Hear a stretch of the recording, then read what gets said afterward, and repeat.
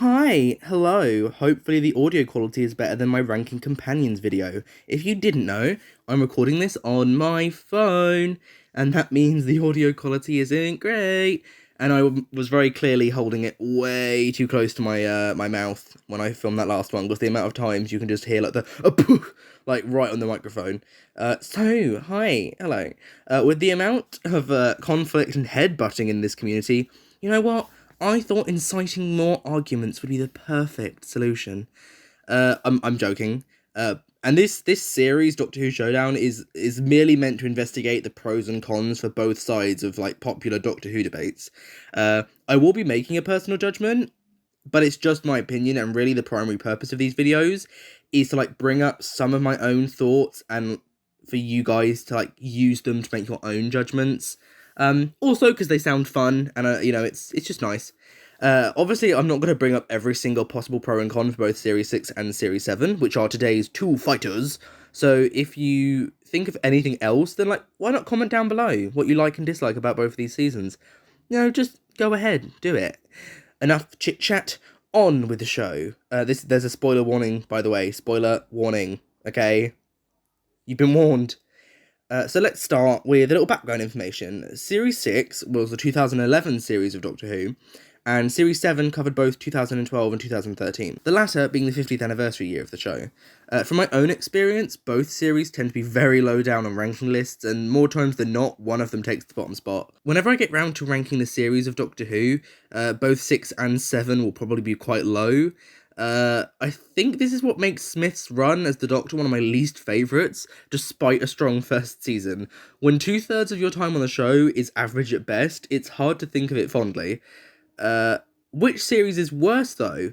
That is the question we endeavour to answer today. Opinions change over time, but I think my initial reaction to both series is still relevant, as it shows whether these seasons get better or worse over time. Frankly, I thought Series 6 was really boring when it aired, especially the first half, because I very much liked the Monster of the Week format, and was not as in love with the idea of serialisation as I am now. Chibnall, that's a hint for Series 13, wink wink. I think it's gotten better as I've gotten older, and I do appreciate that each episode continues the arcs, both story arcs and emotional arcs for the characters.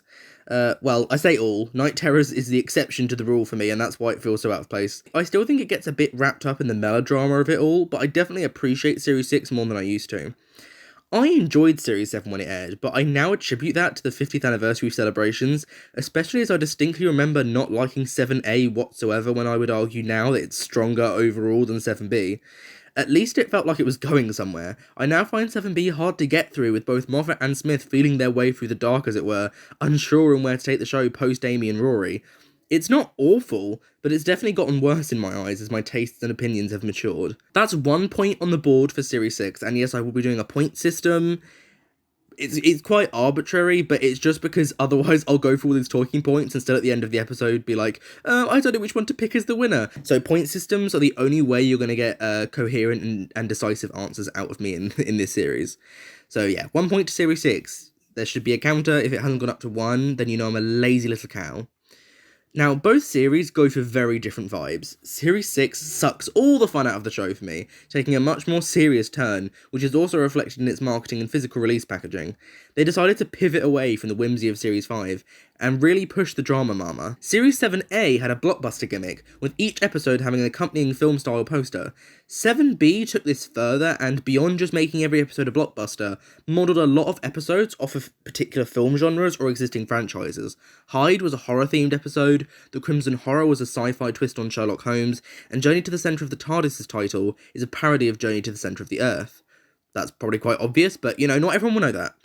This is a bold approach, let's say, but it makes every episode feel really disjointed despite the strong Impossible Girl arc. It was more fun, however it was also less cohesive than Series 6. I may think that Series 6 has way too much angst with very little reprieve, but at least it was going somewhere. Series 7 was just doing things until it ended. That means Series 6 gets another point for a consistent tone, even if I didn't like the tone they went for. So, Series 6 is in the lead. The next category is storylines. I'm going to need some air for this one. Series 6 has a huge amount of concurrent arcs, some continued from Series 5, some new, and some introduced at the very end to set up for Series 7. They continued the Silence Will Fall story that was a big part of Series 5, although it went completely unexplained back then and was very clearly a setup for Series 6. The Order itself was exposed, as well as a new species named after said Order. River Song's identity is finally revealed after she was introduced 3 years prior. Amy's pregnancy and the Eye Patch Lady were huge parts of 6A, and then ended up tying into the Silence arc. Amy's origin as the girl who waited comes back into relevancy and ties into the Doctor finally letting go of Amy and Rory, and Amy finally making a life for herself instead of waiting for the Doctor. The Doctor's looming death was something totally brand new in the mix as well. I probably missed something, that's how packed the series is. Series 7 goes more minimalistic, stripping a lot of this back. 7A basically rehashes the Doctor's fear of losing the ponds, and is really the only connecting tissue for those first 5 episodes, apart from a subtle introduction of 7B's big thing, the Impossible Girl. And that's basically all 7B has. And then out of nowhere they decide to bring back that one thing from the end of The Wedding of River Song with Trenzor. I guess it would be important to mention now that, for fairness' sake, I'm not including any specials, so the 50th and the 2013 Christmas special, oh honey, we don't know them. And even if I was including them, that second one only features the conclusions to a bazillion plot threads, because Moffat wanted to get rid of the whole silence crack in time thing, so we could have a cleaner slate with Series 8. I think my problem with the Impossible Girl arc is that, because it's the only major common thread, there's a lot of pressure for it to be, well, good. It's not bad, but a lot of people make jokes about Clara Who, or The Clara Show as my late grandma called it, and it does get a bit bothersome how over half the series is about a mystery that is so overplayed, I now no longer care what the answer is. Although it's a lot, I think the majority of the arcs in Series 6 work out pretty well, and how can we forget the absolute serve that was River Song's identity reveal? I mean, the Doctor's death is resolved pretty unsatisfactorily, in my eyes, but it was a big swing. I hate to say it, but that's another point to Series 6. I will always appreciate a series that tried to weave so many ideas together and was semi-successful over a series that couldn't even carry out one to its full potential. Series 6 is pretty much running away with the lead, and I'm not sure how 7 could catch up at this point as I'm writing it, but let's continue onwards anyway. The next category is the quality of the individual episodes themselves, as in how high are the highs and how low are the lows. Series 6 has The Curse of the Black Spot, Let's Kill Hitler, and Night Terrors. That last one isn't the worst ever, but it isn't great and has only degraded with every rewatch for me. That first one is just a bit of a miss, but I get what they were going for. I think the last 10 minutes are really what lets down The Curse of the Black Spot. And Let's Kill Hitler is just an anticlimactic mess which feels really clunky. Series 6 does have some greats though. The Rebel Flesh and The Almost People are a pretty good two-parter even with their issues. A Good Man Goes to War definitely delivers on spectacle and does have an astounding ending. The Girl Who Waited is a great emotional story, and The God Complex is an underrated gem to me. Series 7 has the worst opener in Asylum of the Daleks, The Power of Three, which has potential but has an ending that really ruins the whole episode for me, Bells of St. John, which is Journey to the Centre of the TARDIS, which really varies depending on the mood I'm in when I'm watching it, Nightmare in Silver, aka a mess, and The Name of the Doctor, which isn't my favourite finale, let's just say that. In terms of highs, I mean, A Town Called Mercy is great, and I actually enjoyed The Crimson Horror for all its problems. It's Series 7's best episode, which is probably, and I never thought I'd say this, A Town Called Mercy, does not get close to most other series' best episode. Yet another point to Series 6. It's currently 4-0. On to the next round, The Doctor. Both series share the same Doctor, and in the future I will most likely stick to comparing series with the same Doctor in, as they're much easier to compare. That's not a promise though, especially if I want to do something with 9, but, you know, for the most part I'll try and do series with the same Doctor. Not enough people talk about how much 11 changes from series to series, perhaps not as drastically as his successor, but he's definitely not consistent. Series 6 made him much darker and broodier, and lost most of his buffoonery and whimsy antics, which means that when he does show a more comedic side, it's a bit out of place.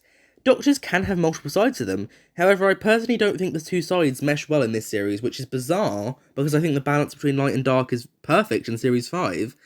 I think they just dial up the angst way too much, and then expect him to seamlessly transition to joking about babies and horses and planets, oh my.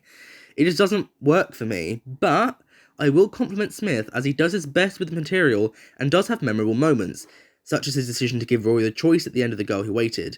I just think this is a step down from the series before. Series 7-11 is a point of contention, and I understand why. All the stuff with him being extremely inappropriate and sexualising Clara way too much, mama trash. And also very out of character because you literally got married 1 season ago. Where is your loyalty, man? This is a big negative for me. But I will say that I think the light and dark is much better balanced here. I really enjoy his performance in 7A as he struggles with Amy and Rory needing him less and less, and the idea that soon they'll say goodbye to him for good. I also think, despite some odd choices on Smith's part, including this weird voice that he puts on sometimes, it appears during the long song speech and when he's confronting Scowdack, just go back and find it, I still think he does an overall better job in the role.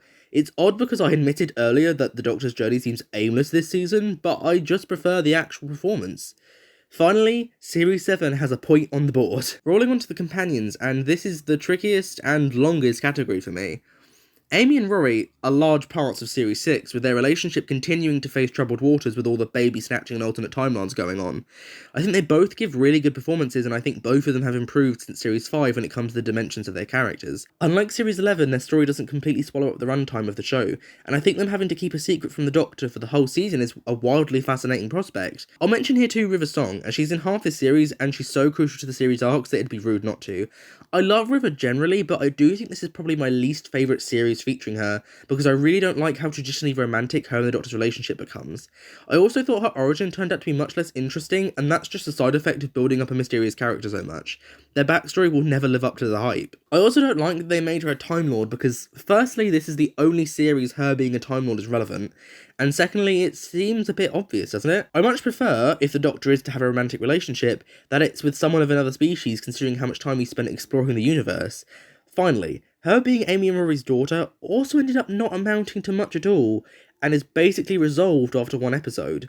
Wow, she did grow up with them after all. Isn't that sweet and slightly robbing of the emotional impact of their baby being taken away and then not seeing her again until she's an adult? Overall, I think they're all good, but I wasn't ecstatic with the direction they took River. Amy and Rory continue on to Series 7, and I do think their epilogue here is a little unnecessary, but it was nice seeing companions live out years of their life on Earth and becoming friends of the Doctor rather than constant companions. I think the split for Series 7 ends up hindering it, whereas the Series 6 split meant that the season had a real-life time gap between A Good Man Goes to War and Let's Kill Hitler, just like in the actual story of the show.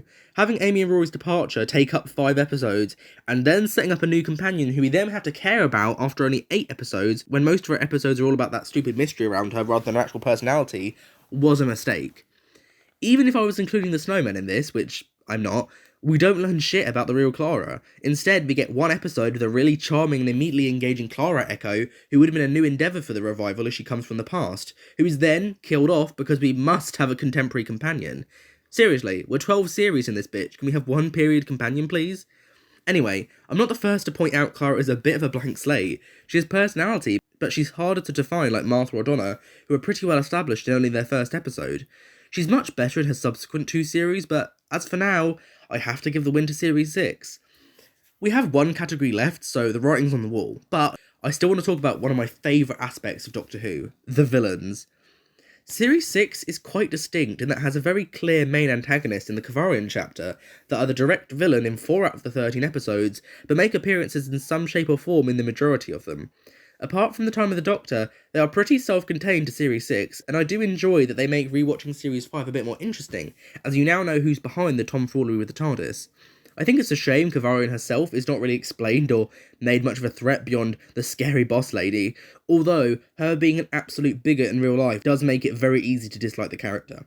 Just imagine that instead of unreasonable hate for trans people, Muslims, etc., she instead hates the Doctor. The Silents are beautifully creepy, and are one of Moffat's best creations in that they're also beautifully simple. It feels like it took way too long for the show to actually depict the Grey, but, I mean, you know, I don't know where I was going with that point, but let's move on. Not being able to remember them as soon as you look away is a great way to give them an unreasonable upper hand. The post-hypnotic suggestion is cool too, but I wish they focused more on the fact that the Silents were so dedicated to their cause, they've been overseeing Earth and the human race for most, if not all, of our time here.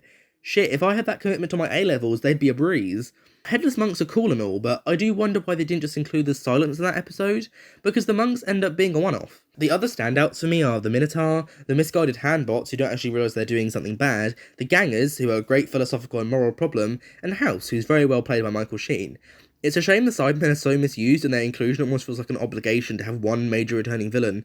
Overall, I think the villains are strong with this one. Series 7 has returnees left, right and centre. We have an opener I like to call Abuse of the Daleks, or A Pile of Crap if I'm in a bad mood. Weeping Angels, who are back for a threequel, which I would say is definitely the weakest of their entries, The Great Intelligence, who returns after 40 years away and out of nowhere becomes the big bad of the series, The Sidemen, who have their second misstep in a row, and Ice Warriors, yet another returning creature this year that debuted with Patrick Troughton, and are probably the most successful of the bunch. Skaldak had a great design and voice, and I think his character is cool and all that jazz. As this series was the 50th anniversary, I think they threw as many existing species and villains in it as they could, and it didn't really work out in my eyes, because only the Ice Warrior was a success. Outside of that, you have the Kala in a town called Mercy, which are a great inspection of how actions of war have consequences in peacetime, but not taking a definitive stance on either side as the correct judgment.